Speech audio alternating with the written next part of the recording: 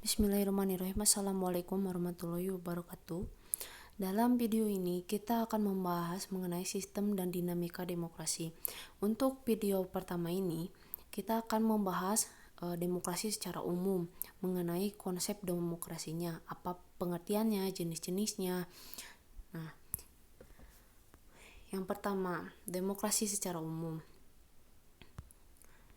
Makna dari demokrasi.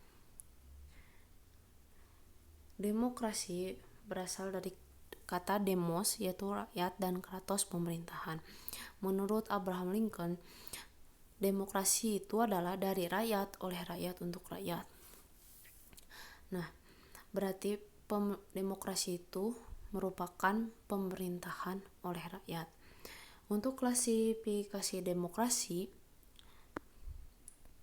dilihat dari titik beratnya. Ada demokrasi formal yang menitik beratkan pada persamaan dalam politik dan ekonomi. Jadi semua itu berhak ikut serta dalam urusan politik dan ekonominya. Sedangkan dalam demokrasi materi lebih mengutamakan kepada hal ekonominya saja, yang didasarkan pada paham Marxisme, komunisme. Dan yang ketiga adanya gabungan, yang dalam titik perhatiannya itu gabungan dari demokrasi formal dan demokrasi material. Demokrasi ideologi.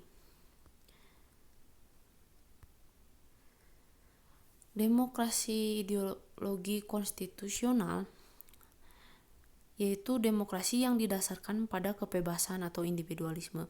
Nah, ciri khas dari pemerintahannya, pemerintahannya itu terbatas dan tidak diperkenankan banyak melakukan campur tangan dan bertindak sewenang-wenang terhadap rakyatnya.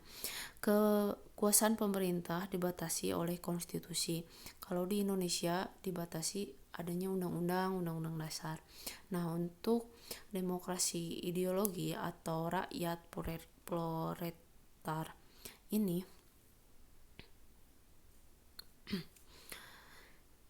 demokrasi yang didasarkan pada paham Marxisme komunisme. Demokrasi rakyat ini mencita-citakan kehidupan yang tidak mengenal adanya kelas sosial. Yang selanjutnya, penyaluran kehendak. Dalam demokrasi, penyaluran kehendaknya itu bisa secara langsung dan tidak langsung. Nah, apa bedanya? Kalau langsung ini bisa diterapkan ketika suatu negara itu memiliki luas wilayah yang tidak terlalu besar dan jumlah rakyatnya itu sedikit. Sedangkan tidak langsung itu cirinya itu biasanya di negara yang mayoritas masyarakatnya yang terlalu banyak dan luas wilayahnya itu yang sangat terlalu luas. Seperti di Indonesia. Indonesia kan terdiri beribu-ribu pulau dan luas wilayahnya itu terlalu luas negaranya itu, dan jumlah penduduknya itu terlalu banyak. Maka dalam penyaluran kehendaknya itu lebih cocok atau diterapkannya itu secara tidak langsung. Contohnya itu melalui pemilihan umum. Nah,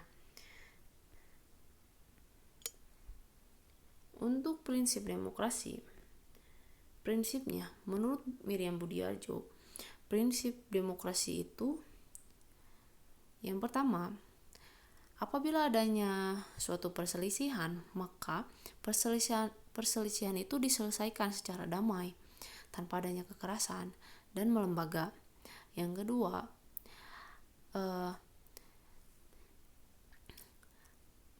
perubahan itu ada atau harus ada perubahan, tapi perubahan itu harus secara damai, tidak adanya kekerasan. Yang kedua, adanya pergantian pemimpin. Kalau di Indonesia pergantian pemimpin berarti kan 5 tahun sekali, harus ada itu. Yang keempat, membatasi kekerasan. Yang kelima, mengakui keanekaragaman. Yang keenam, menjamin keadilan. Jadi semua orang itu sama di mata hukum. Mengakui keanekaragaman, tidak membeda-bedakan. Selanjutnya, adanya soko guru atau tonggak demokrasi. Nah,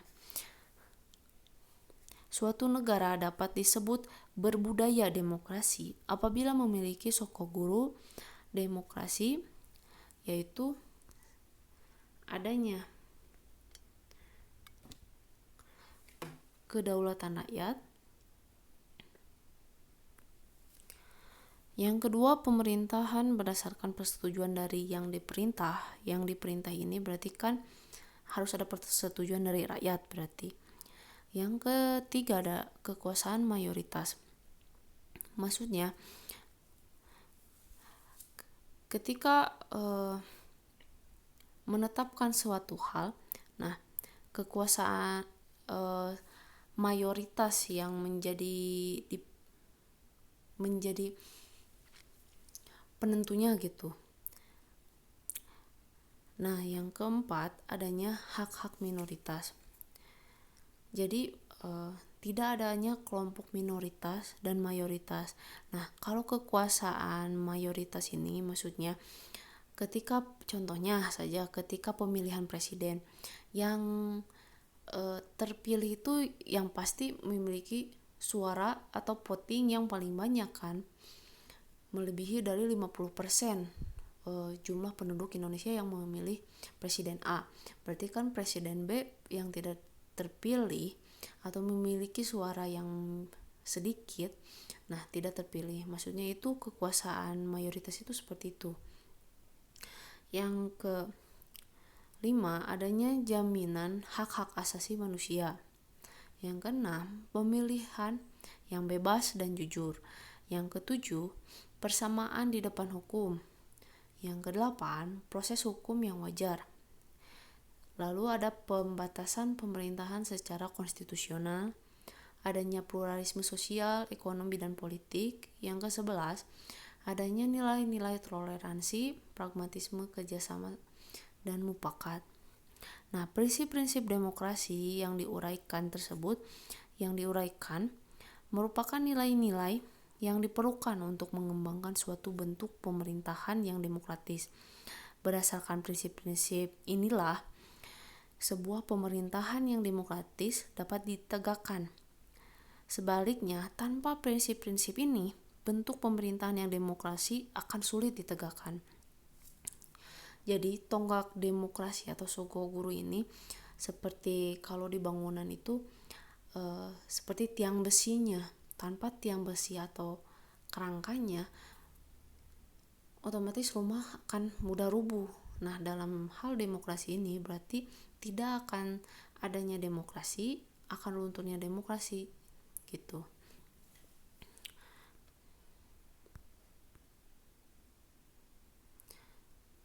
Untuk video ini